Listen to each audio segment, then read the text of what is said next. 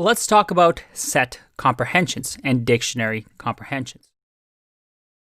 Now, this first one is actually quite easy. You see, because we can do the same thing that we've done with lists. We simply change these bracket notation to a set, which is a curly bracket like this.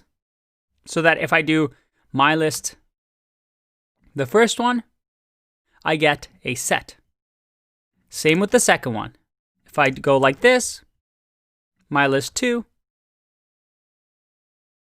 just like that. And I think you get the idea. Let's do one more on the final one. So my list 4. Again, you're able to do set comprehensions on sets as well. A quick way for us to generate sets. And remember, sets only allow numbers that are not duplicate, only unique items. What about dictionary comprehension? Well, let's do something like this. Using the same formula we've used, let's create a my dict.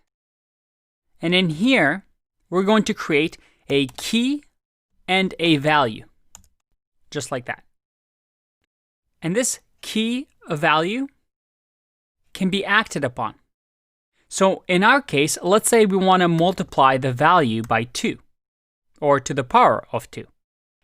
So this is what we want to create, a key value pair, and the value gets acted upon.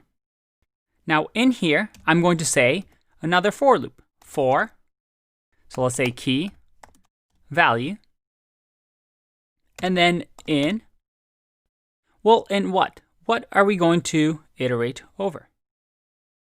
Well, let's think here. In order for us to create a dictionary, we need both a key and a value, right? So I need to pass it an iterable, but I need to pass it an iterable like a dictionary that has both key and value. So we can do something simple here. We can say simple dictionary that will have A as 1 and B as 2. And now all we do is pass simple dictionary in here as an iterable. We grab the key and values by doing dot items, which we've seen before. And let's make this a little bit bigger. There you go. Let's put it all the way, just so we're all clear. It's all on one line.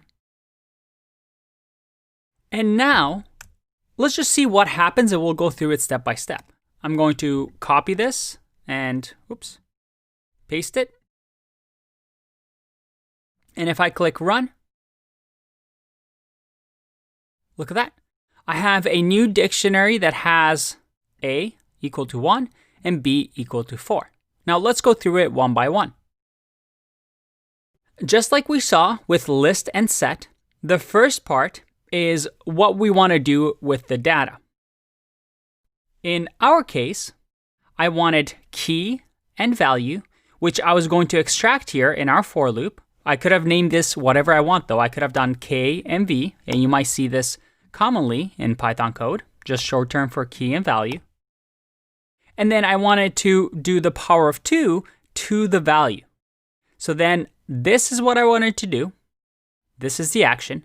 This is the for loop that we did. So the for loop was, hey, extract the key and value using the dictionary.items. Remember, I needed to have 2 values so I can fill in key and value. And then the value you multiply by 2, or to the power of 2. So we get that.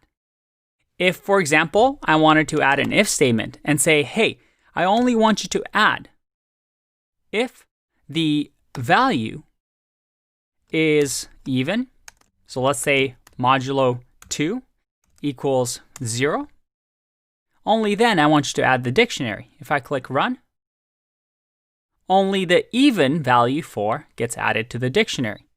Very, very cool. Again, this makes your code a little bit less readable. So it's just a shorthand for you to use, and maybe if you see it in code, you at least know what it is. But You should be careful not to be overly clever and do these single line dictionary comprehensions just because you can. Just to solidify our knowledge, let's finish up with another example. What if instead I have this? I want to do a for number in a list 1, 2, 3. So we no longer have this dictionary, but we still need to include a key and a value pair. Could I do it so that maybe the item is the key and the item multiplied by 2 is the value? How would we do that? Pause the video and give it a go if you want. Otherwise, this is how we do it. We simply say number is the key and the value will be num times 2. Just like that. Nothing too difficult, right?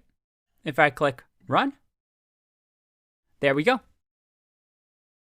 We're able to use comprehensions, list comprehensions, set comprehensions, dictionary comprehensions as a way to create lists with Python, as a way to create these data structures really fast with Python.